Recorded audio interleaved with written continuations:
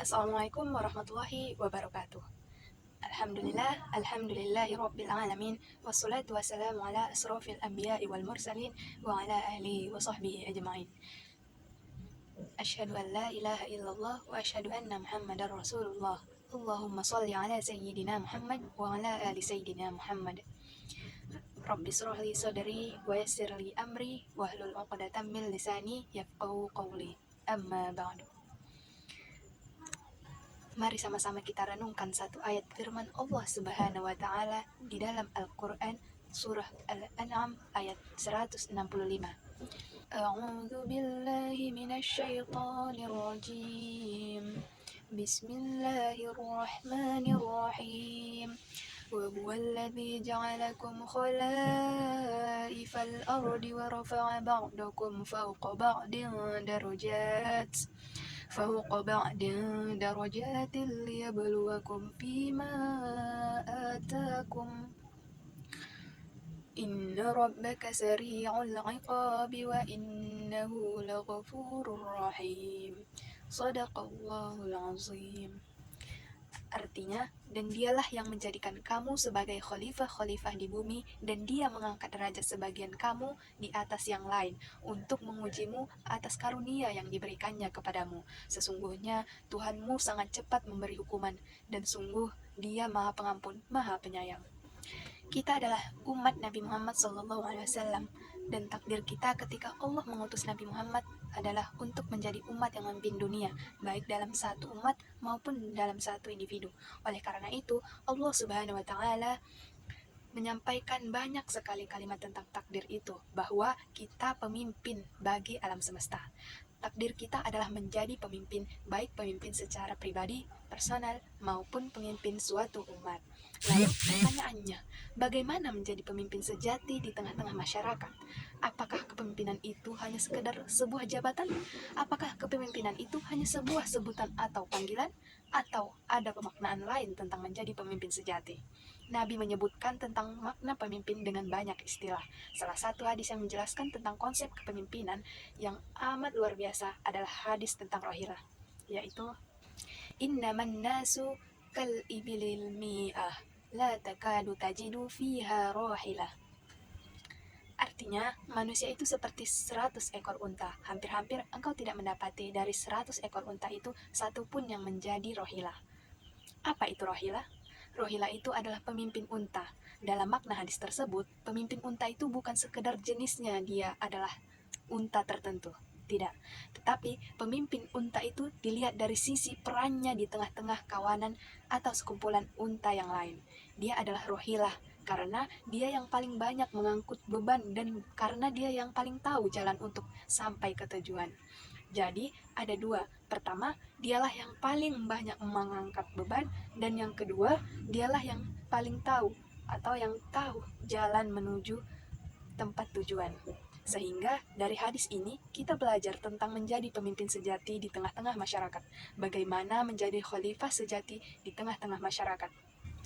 Untuk menjadi pemimpin di tengah-tengah masyarakat, jangan semata-mata hanya ingin mendapatkan satu jabatan. Jabatan itu amanah. Angkatlah beban masyarakat. Mengangkat beban masyarakat juga menjadi orang yang paling bermanfaat bagi orang lain.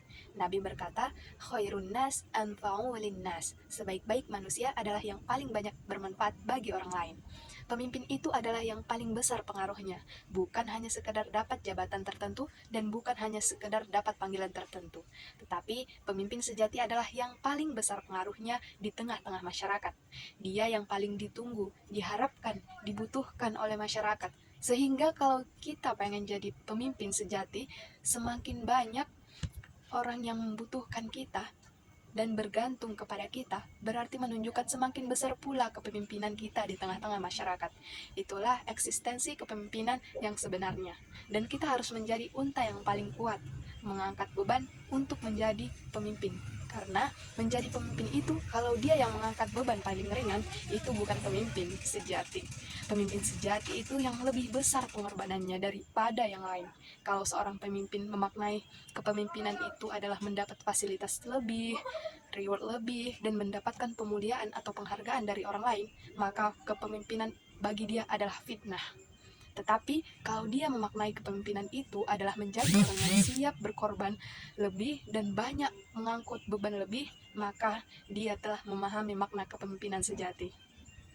Kedua, untuk menjadi pemimpin, pahamilah visi misi hidup kita sebagai hamba Allah dan visi hidup kita sebagai manusia di antara banyak manusia. Visi kita apa dalam hidup, dan kita mengajak orang kepada visi yang sama dengan visi yang baik. Visi itulah yang akan menuntun kita.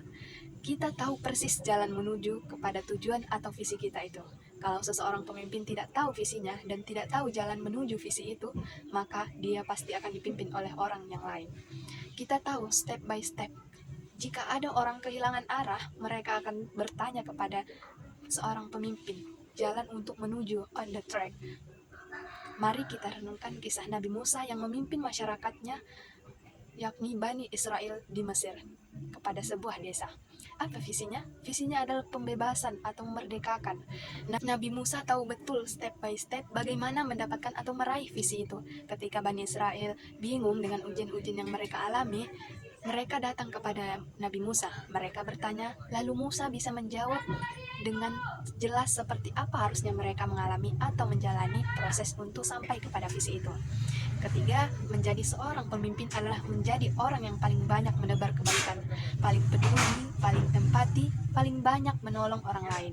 Jadilah orang yang dibutuhkan, jadilah orang yang dicari karena kebaikannya, kedermawanannya, dan kemuliaan hatinya. Maka saat itulah kamu sudah menjadi pemimpin sejati di tengah-tengah masyarakat. Tapi di balik semua itu, walaupun kita menjadi pemimpin, jadilah seorang pembelajar. Karena titel pelajar itu bukanlah titel ketika kita hanya berada di sekolah kita, tapi kita adalah seorang pelajar seumur hidup. Karena sesungguhnya menuntut ilmu itu bukan 2 atau 3 tahun di dalam sebuah pendidikan formal, tetapi menuntut ilmu itu adalah perintah Allah kepada kaum muslimin sampai akhir hayat mereka. Jadilah seorang pelajar yang tidak harus belajar di dalam kelas, belajar dari pengalaman hidup, realita rumit yang ada di masyarakat, kesalahan kita, masa lalu, sejarah, dan semua tantangan-tantangan hidup. Maka dengan demikian kita akan terus bisa mengupgrade kapasitas kepemimpinan kita, karena kita adalah seorang fast learner atau belajar cepat yang selalu belajar dari kondisi. Jadi tetap semangat dan jadilah seorang pemimpin yang sejati, khususnya bisa memimpin diri kita sendiri. Semoga kita tetap berada di dalam lindungan Allah Subhanahu wa Ta'ala. Sekian dari saya. Wabillahi taufiq wal hidayah. Wassalamualaikum warahmatullahi wabarakatuh.